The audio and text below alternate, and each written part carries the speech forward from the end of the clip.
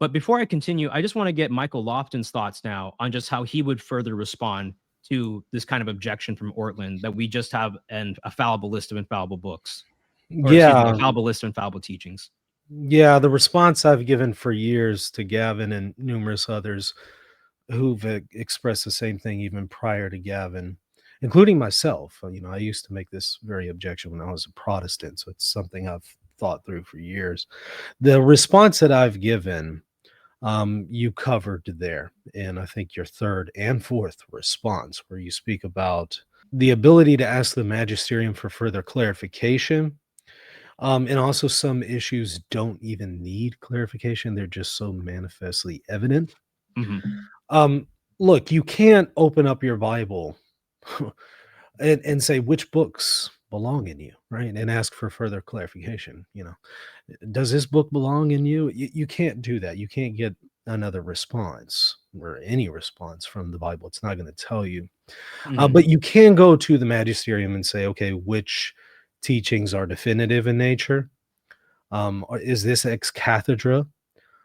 Um, Not only can you do that, that has been done.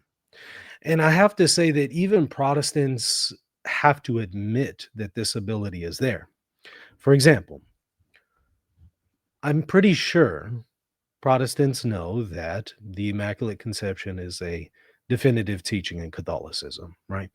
If you were to go to a Protestant and say, as a Catholic, no, I don't have to believe in the Immaculate Conception, they're going to cite Ineffabilis Deus or the Assumption of the Virgin Mary. They'll cite what? Munificentissimus Deus. So if you were to tell them, no, I don't have to hold to it, they're going to say, actually, you do. And they're going to point you to examples where the church has definitively settled that issue and made it so abundantly clear Right. that you can no longer object to it.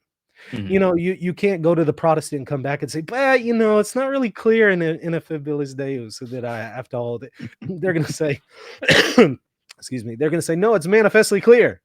So the church can clarify itself to where you can no longer come back and ask for Right. clarification. Well, of course, it can do that with an infallible list of ex cathedra teachings. It can do that with just determining what is definitive. It can do that with the canon, but you can't do that with your Bible. You can't Right. open up the Bible and say, Mr. Bible, does Esther belong in you? Right. It's right. So I don't think the tu quoque argument really lands if you think through this. Even with questions like ecumenical councils, which councils are ecumenical or not. Vatican I listed 21 in one of its sessions in the Acts. But even in, if you want to say, well, but they didn't definitively propose it, but you can ask the church to definitively propose it, and it Right. has that ability, as I think Protestants have to admit. And some might say, what about, which sessions are definitive and which sessions are ecumenical? Like maybe, for example, the Council of Basel, Basel, Ferrara, Florence, and Rome, that ecumenical council. It's all one council. Well, which sessions of Basel are ecumenical? Only the first 25 or all of the first 25 sessions? What about the later ones and so on? Look, even if there's ambiguity on which sessions are considered ecumenical, you can always ask and you can always receive that response. Whereas Mm-hmm. the Protestant doesn't have that ability.